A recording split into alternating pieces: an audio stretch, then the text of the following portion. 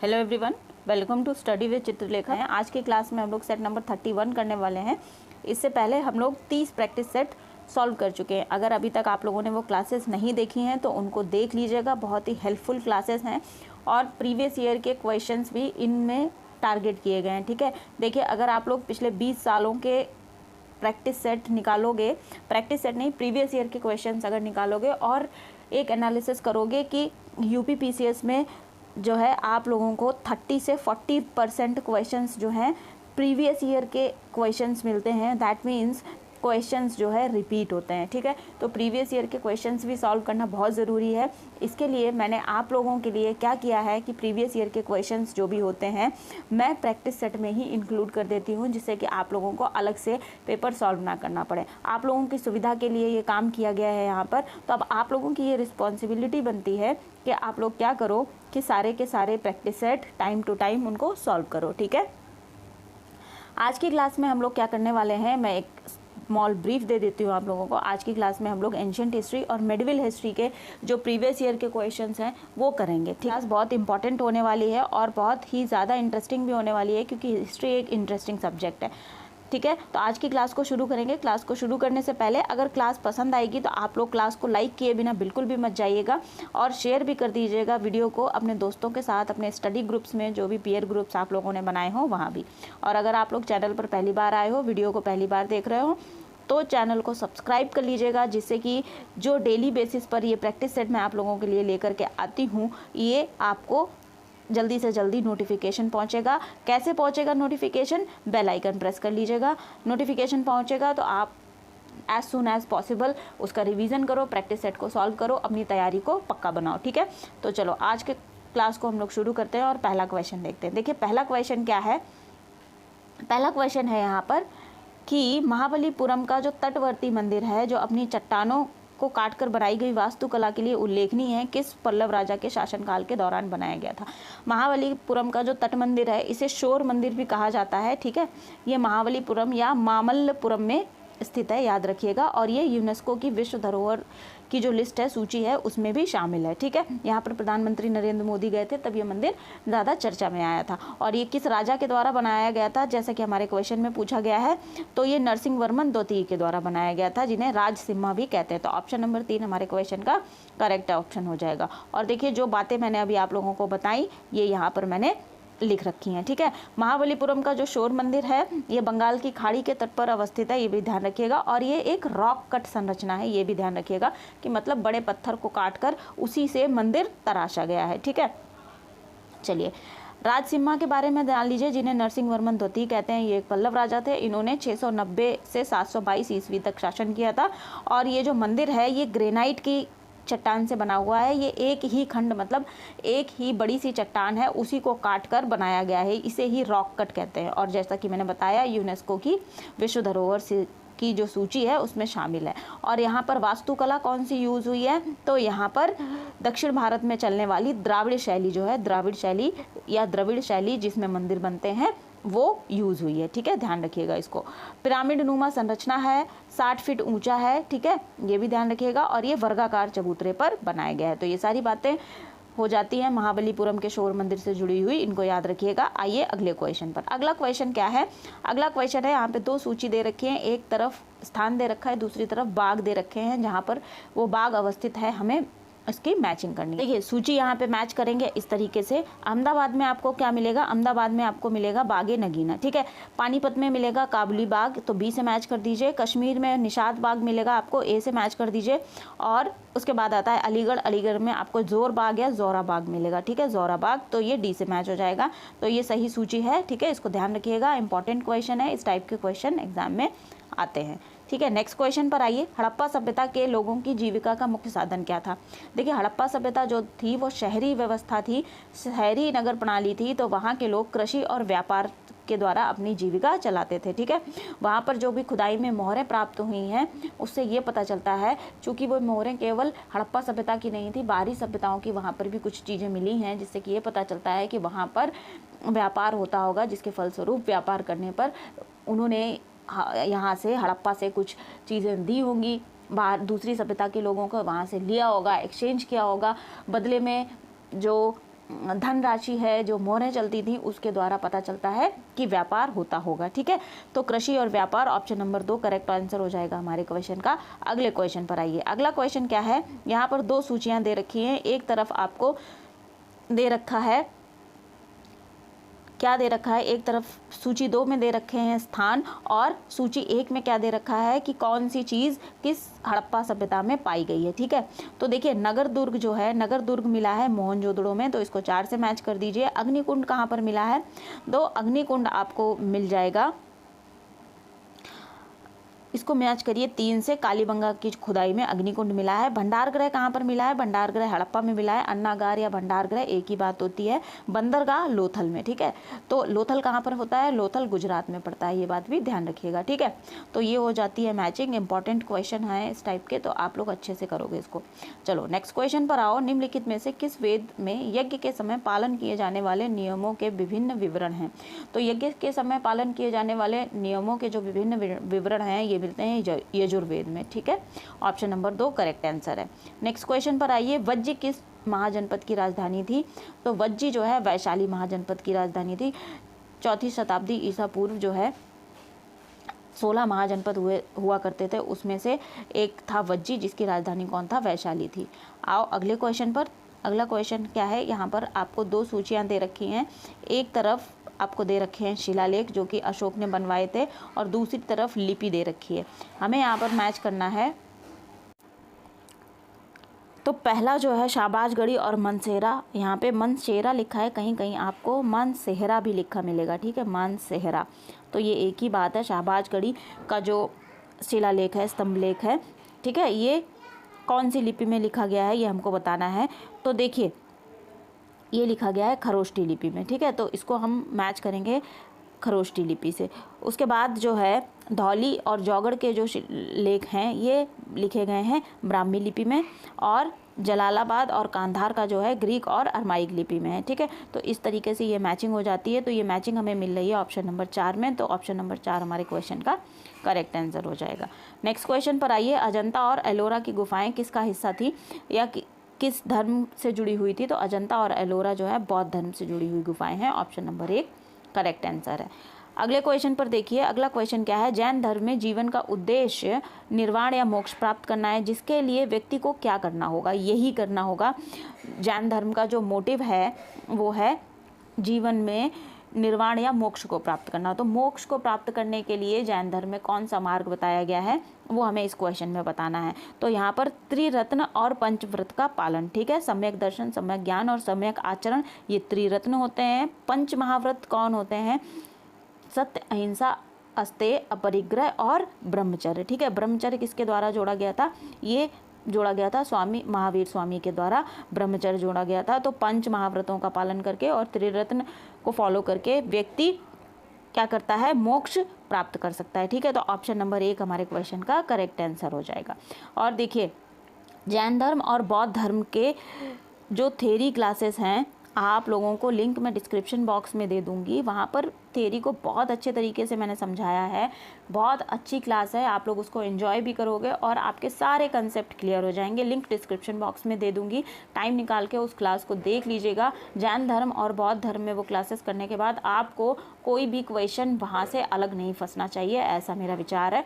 तो वो क्लास भी आप लोग देख लीजिएगा। क्लास पसंद आएगी तो लाइक ज़रूर कर दीजिएगा और कॉमेंट करके बताइएगा कि क्लास कैसी लगी। ठीक है, अगले क्वेश्चन पर आइए। अगला क्वेश्चन क्या है, इंडो यूनानियों के शासन के संदर्भ में निम्नलिखित में से कौन सा कथन सही है।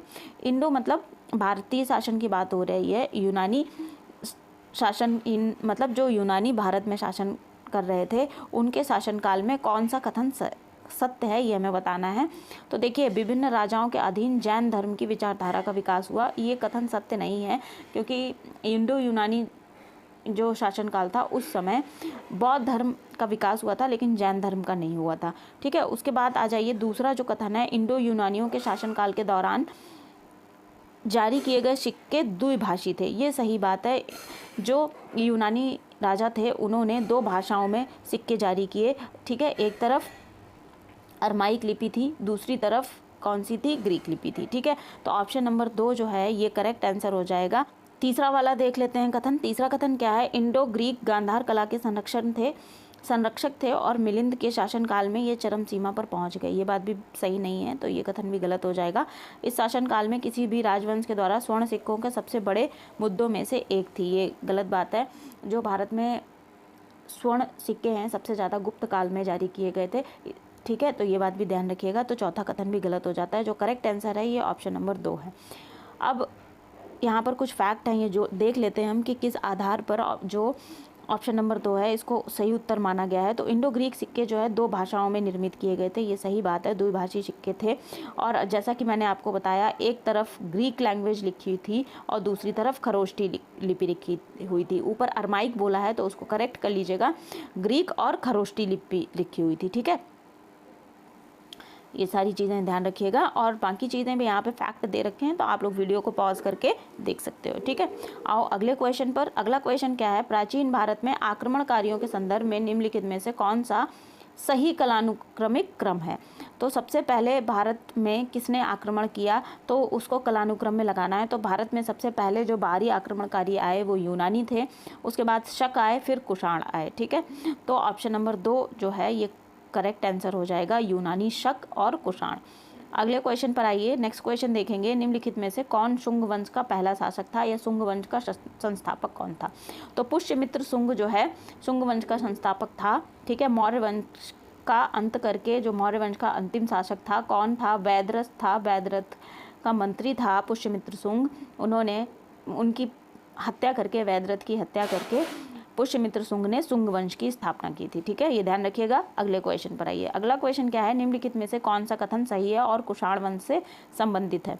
तो देखिए, इसकी स्थापना कनिष्क ने की थी, ये गलत बात है। कनिष्क जो है कुषाण वंश का ही राजा था, लेकिन संस्थापक नहीं था, वो एक प्रतापी नामी राजा था, तो पहला कथन गलत हो जाएगा। कनिष्क पहले ऐसे युची थे जिन्होंने समूह विभाजन के बाद कुषाण साम्राज्य की स्थापना की। कनिष्क ने नहीं की थी, विमा कड़फिशस ने जो है कुषाण वंश की स्थापना की थी, लेकिन कनिष्क ने नहीं की थी, इसलिए दूसरा भी गलत हो जाता है। तीसरा क्या है, कनिष्क विमा ताक्तु कड़फिशस का पुत्र था और कुषाण साम्राज्य के लिए अपने पिता का उत्तराधिकारी था, यही सही कथन है, ठीक है।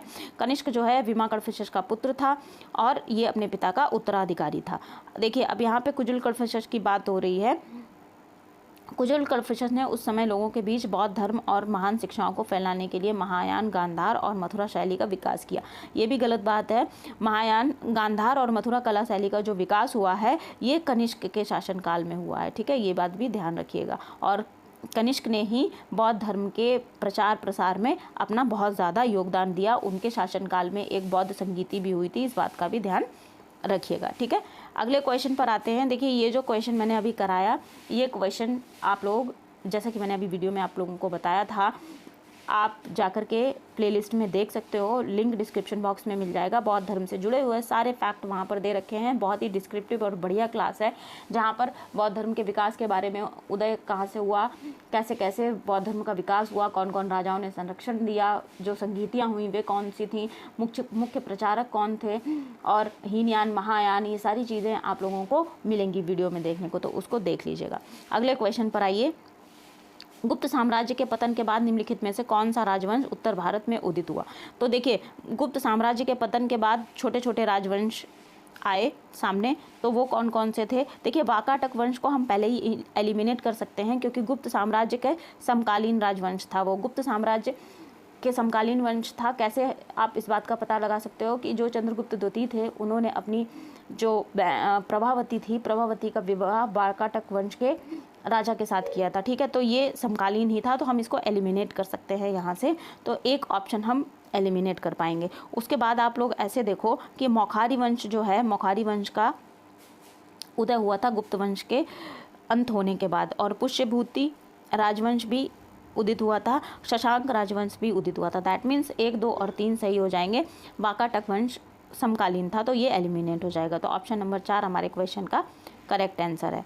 नेक्स्ट क्वेश्चन पर आइए। निम्नलिखित में से कौन सा शासक पल्लव वंश का संस्थापक था। तो पल्लव वंश का संस्थापक जो था सिंह विष्णु था, ठीक है। ऑप्शन नंबर 1 करेक्ट आंसर है हमारे क्वेश्चन का। अगले क्वेश्चन को देखिएगा। निम्नलिखित में से कौन सी पुस्तक नाथ मुनि ने लिखी थी। नाथ मुनि की कौन सी पुस्तक है ये बताना है। तो न्याय तत्व जो है नाथ मुनि के द्वारा लिखा गया था। ऑप्शन नंबर 2 करेक्ट आंसर है। नाथ मुनि कौन थे, इनके बारे में थोड़ा जान लेते हैं। तो ये एक वैष्णव धर्म शास्त्री थे और ये 19वीं शताब्दी ईस्वी में, मतलब उसी के 19वीं शताब्दी ईस्वी में थे, ठीक है। और ये वैष्णव धर्म के अनुयायी थे और इन्हें वैष्णव आचार्यों में प्रथम आचार्य माना जाता है, ये बात ध्यान रखिएगा। और नाथ मुनि ने क्या किया था कि एक भगवान विष्णु को समर्पित 4000 तमिल छंदों का संग्रह है जिसे नालियरा दिव्य प्रबंधम, ठीक है, कहा जाता है, उसको एकत्र करने का जो क्रेडिट है वो किसके पास जाता है, नाथ मुनि के पास ही जाता है। और इन्होंने योग रहस्य नामक पुस्तक भी लिखी थी, तो ध्यान रखिएगा योग रहस्य और न्याय तत्व किसने लिखा, नाथ मुनि ने लिखा था। अगले क्वेश्चन पर आइएगा। अमोघ वर्ष एक प्रसिद्ध थे, किस वंश के राजा थे, तो राष्ट्रकूट वंश के राजा थे। ऑप्शन नंबर 3 करेक्ट आंसर हो जाएगा। अगले क्वेश्चन को देखिएगा। भारत के इतिहास में महामंडलेश्वर शब्द का क्या अर्थ है, तो महामंडलेश्वर शब्द का जो अर्थ है एक मंडल या क्षेत्र का महान स्वामी। ऑप्शन नंबर 4 क्वेश्चन का करेक्ट आंसर हो जाएगा। अगले क्वेश्चन पर आइए। तमिलनाडु के तंजावुर में बृहदेश्वर मंदिर का निर्माण किसने कराया था, तो तमिलनाडु के तंजावुर में जो बृहदेश्वर मंदिर है इसे निर्मित करवाया था राजराज प्रथम ने, जिसे राजराजेश्वर भी कहा जाता है। ये एक चोल वंश का राजा था, तो ऑप्शन नंबर 1 करेक्ट आंसर हो जाएगा, राजराजा चोल प्रथम ने, ठीक है। राजराजेश्वर मंदिर भी इन्हीं के नाम पर भी कहा जाता है, तो ये बात भी ध्यान रखिएगा। नेक्स्ट क्वेश्चन पर आइए। अगला क्वेश्चन है, जहाँ सोमनाथ मंदिर पर आक्रमण हुआ उस स्थान का तत्कालीन शासक कौन था, तो जब सोमनाथ मंदिर कहाँ पर है, सोमनाथ मंदिर है आपका गुजरात में, ठीक है।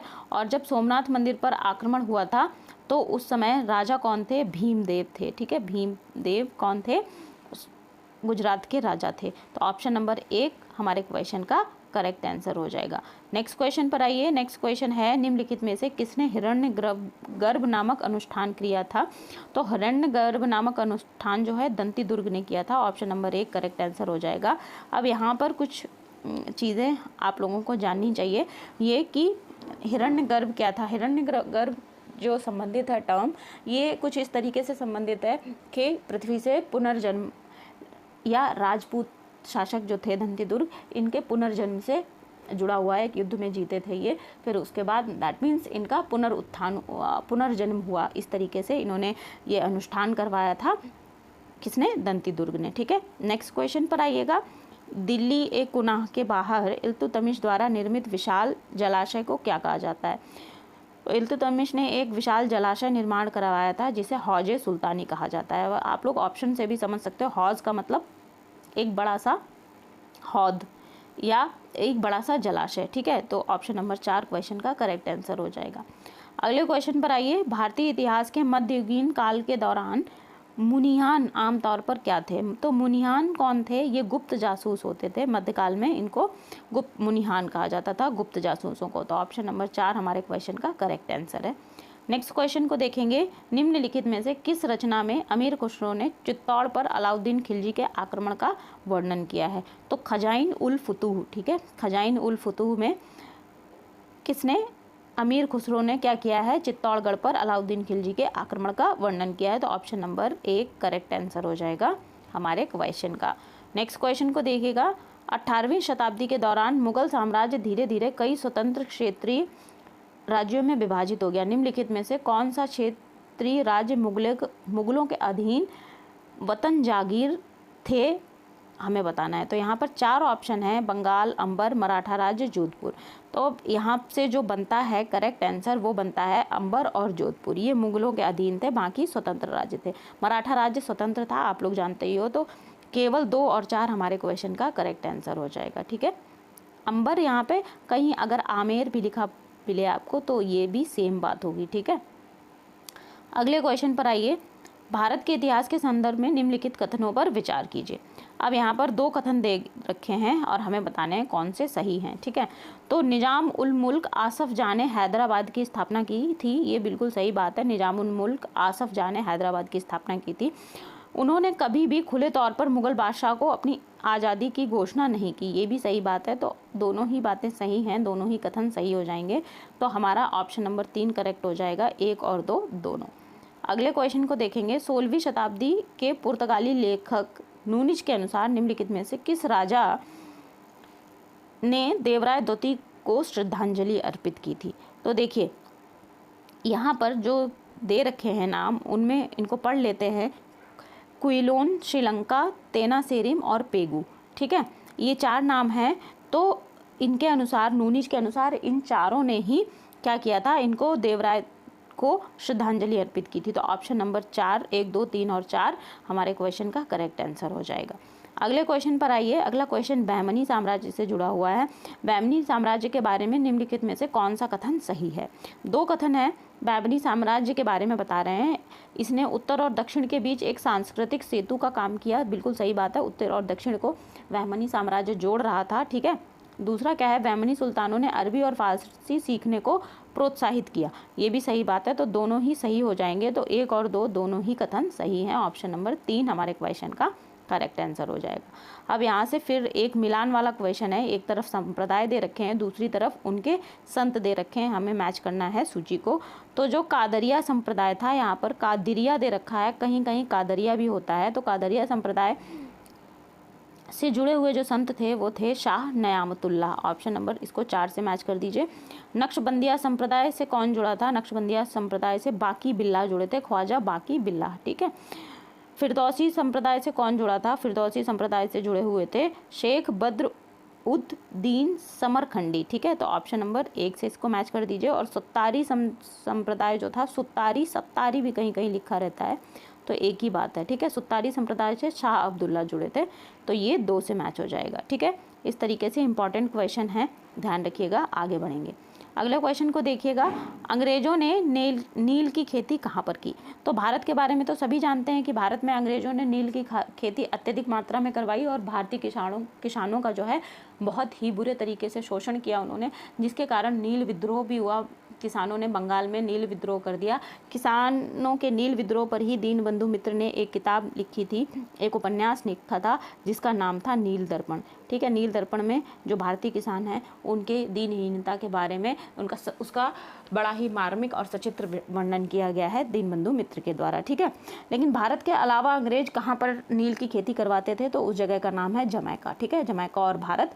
तो ऑप्शन नंबर 1 करेक्ट ऑप्शन हो जाएगा, ए और बी दोनों में। ठीक है। जमैका और भारत में अंग्रेज नील की खेती करवाते थे।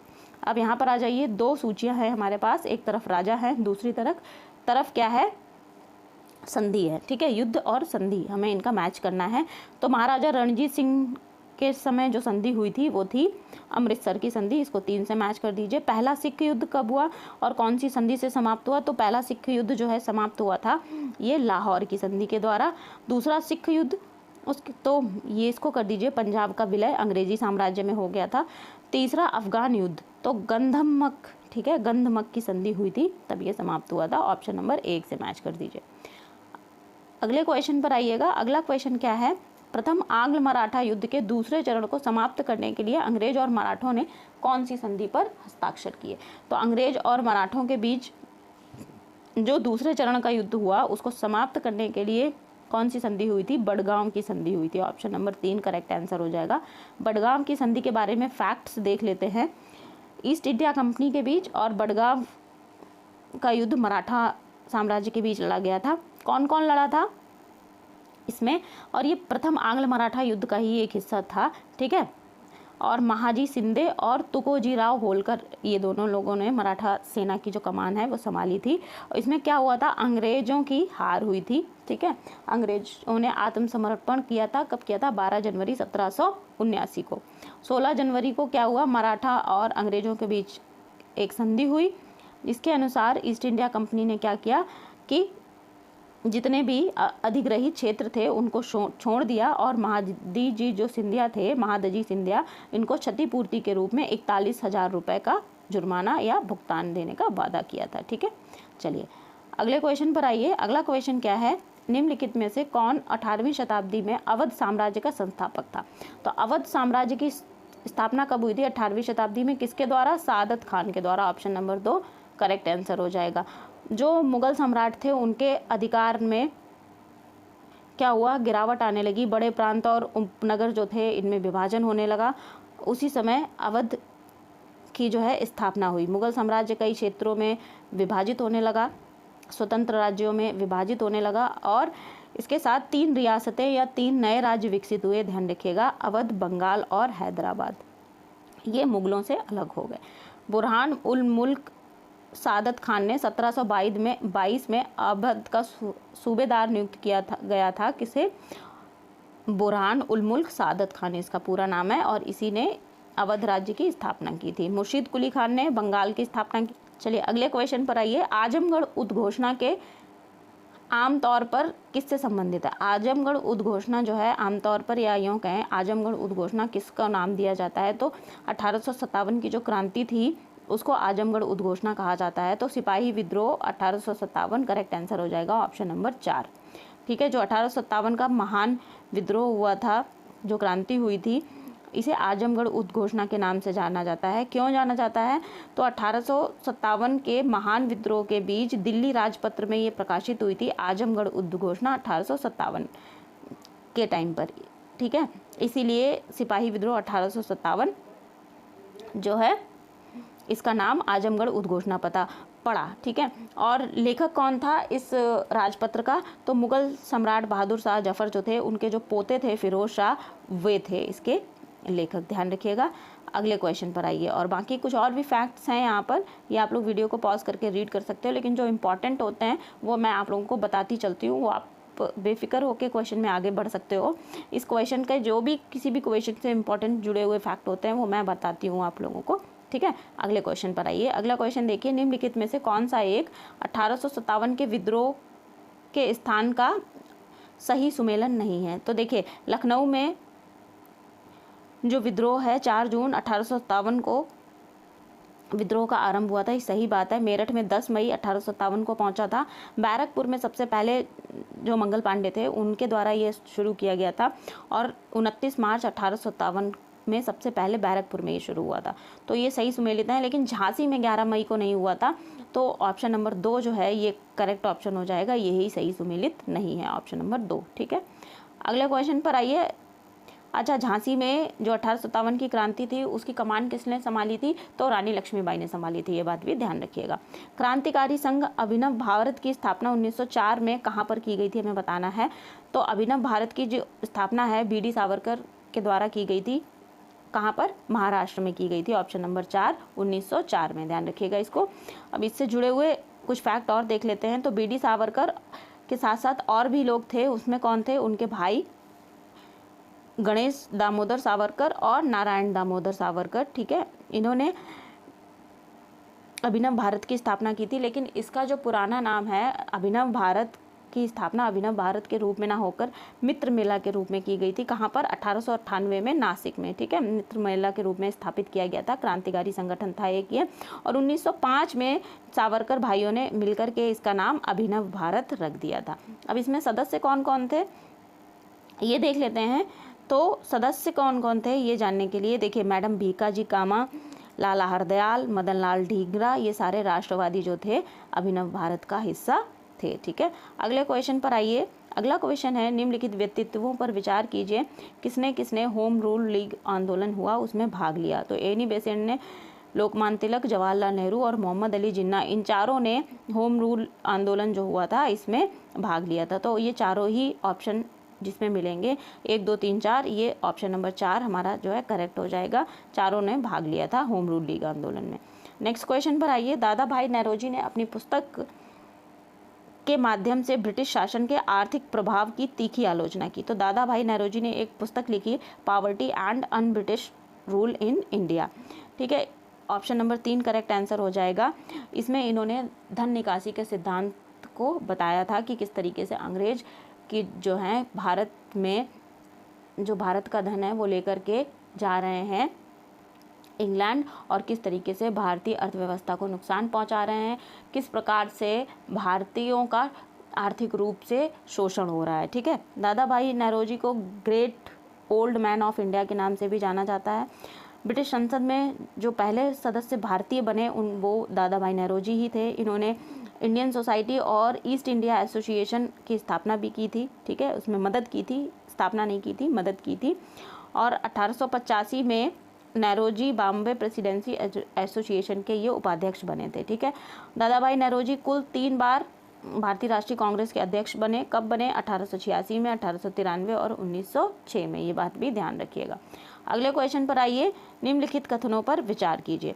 तो 1919 के माउंटेग्यू चेम्सफोर्ड सुधारों में 21 वर्ष से अधिक आयु की सभी महिलाओं के लिए मताधिकार की संस्तुति की गई थी। ये गलत है, महिलाओं के लिए मताधिकार की कोई संस्तुति नहीं की गई थी, ठीक है, तो ये गलत हो जाएगा। दूसरा क्या है, 1935 के गवर्नमेंट ऑफ इंडिया एक्ट में विधानमंडल में महिलाओं के लिए आरक्षित स्थानों का प्रावधान किया गया था। ये सही बात है, 1935 में विधानमंडल में महिलाओं के लिए स्थान आरक्षित किया गया था। तो केवल 2 हमारे क्वेश्चन का सही आंसर हो जाएगा, ऑप्शन नंबर 2।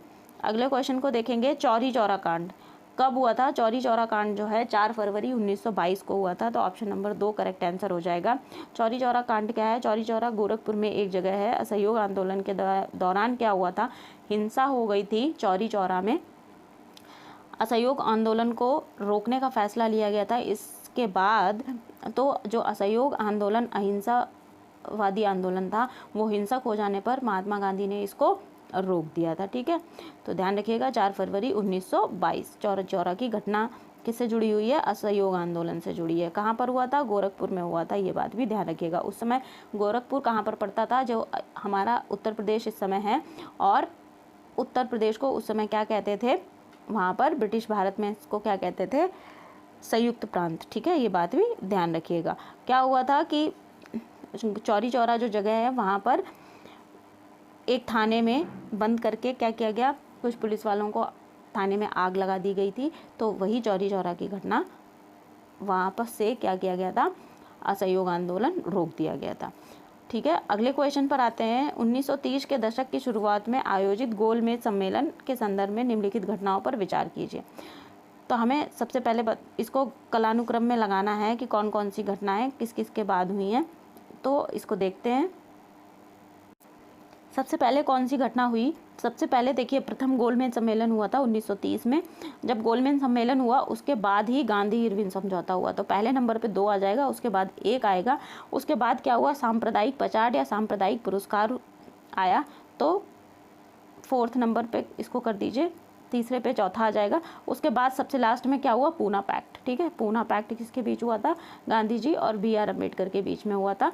तो 2nd, 1st, 4th और 3rd जो बनेगा ये हमारा कूट है। ये किस में मिल रहा है? ऑप्शन नंबर 1 जो है ये हमारे क्वेश्चन का करेक्ट आंसर हो जाएगा, ठीक है। अगले क्वेश्चन पर आइए। अगला क्वेश्चन देखिए, 1942 में जब क्रिप्स मिशन लागू किया गया था तब भारत का वायसराय कौन था? तो 1942 में जब क्रिप्स मिशन जो है भारत आया था, लागू किया गया था, तब यहाँ पर लॉर्ड लेनिथगो थे, ठीक है। लेनिथगो ऑप्शन नंबर 4 क्वेश्चन का करेक्ट आंसर है। चलिए अगले क्वेश्चन पर आइए। 1945 के आम चुनावों के संदर्भ में निम्नलिखित कथनों पर विचार कीजिए। अब यहाँ पर हमारे पास 3 कथन हैं, हम देखते हैं क्या कथन है ये, और क्या करना है हमें बताना है निम्नलिखित में से कौन से कथन सही नहीं है, ठीक है। जो सही नहीं है वो बताना है। तो केंद्रीय विधानसभा चुनावों में कांग्रेस ने 90% से अधिक गैर मुस्लिम वोट जीते थे। ये बिल्कुल सही बात है। जो 90% से अधिक गैर मुस्लिम वोट थे ये किसके द्वारा जीते गए थे? कांग्रेस के द्वारा जीते गए थे। मुस्लिम लीग ने प्रांतीय चुनावों में अपनी जीत के बाद NWFP और बंगाल में अपने मंत्रालयों का गठन किया था। ये सही नहीं है, ठीक है। केंद्रीय विधायी चुनावों में 10% से अधिक लोगों ने मतदान के अधिकार प्राप्त किए थे। ये भी सही बात नहीं है। तो दूसरा और तीसरा सही नहीं है, केवल पहला सही है, और हमें बताना है कौन कौन से सही नहीं है। तो हमारे क्वेश्चन का जो आंसर हो जाएगा केवल 2 और 3, ये सही नहीं है, ठीक है। तो ऑप्शन नंबर 3 हमारे क्वेश्चन का करेक्ट आंसर हो जाएगा। अगला क्वेश्चन है, म्यांमार की मांडले जेल में गीता रहस्य जो भगवत गीता पर एक भाष्य है किसने लिखी? मांडले जेल में बंद थे कौन? बाल गंगाधर तिलक, ठीक है। मांडले जेल में रहते हुए उन्होंने गीता पर एक भाष्य लिखा जो कि गीता रहस्य के नाम से जाना जाता है, बाल गंगाधर तिलक के द्वारा लिखा गया। तो ऑप्शन नंबर 1 हमारे क्वेश्चन का करेक्ट आंसर हो जाएगा, ठीक है। चलिए अब आज की क्लास में हमने कुल मिलाकर के 48 क्वेश्चंस किए हैं। 48 नहीं 49 क्वेश्चन किए हैं, एक क्वेश्चन कहीं पर मिस हुआ है, ठीक है। 49 क्वेश्चन किए हैं। तो आज की क्लास में आप लोगों का कितना स्कोर रहा ये मुझे कमेंट सेक्शन में बताइएगा, और अगर क्लास पसंद आई है तो क्लास को लाइक कर दीजिएगा, और अगर कोई आप लोगों के पास सुझाव है तो वो कमेंट सेक्शन में मुझसे ज़रूर शेयर करिएगा। क्लास पसंद आई है तो अपने दोस्तों के साथ स्टडी ग्रुप्स में, पीयर ग्रुप्स में शेयर भी करिएगा, शेयर करने के साथ साथ क्लास को लाइक ज़रूर करिएगा। चैनल पर पहली बार आए हैं तो चैनल को सब्सक्राइब किए बिना बिल्कुल भी मत जाइएगा, क्योंकि यहाँ पर आपको यूपी पीसीएस प्रीलिम्स को टारगेट करने के लिए डेली एक प्रैक्टिस सेट कराया जाता है, जो कि नए क्वेश्चंस के साथ साथ पिछले 20 सालों के जो प्रीवियस ईयर के क्वेश्चंस हैं वो भी आपको यहाँ पर देखने को मिलेंगे। तो प्रीवियस ईयर के क्वेश्चंस आप लोगों को सॉल्व करने के लिए कहीं अलग जाने की ज़रूरत नहीं है। बेल आइकन प्रेस कर लीजिएगा, जिससे कि आने वाले वीडियो का जो नोटिफिकेशन है आपके पास सबसे पहले पहुँच जाएगा। पढ़ते रहिए। मिलते हैं हम लोग अगली क्लास में। बहुत बहुत शुभकामनाओं के साथ अगली क्लास में मिलूंगी। Thank you everyone.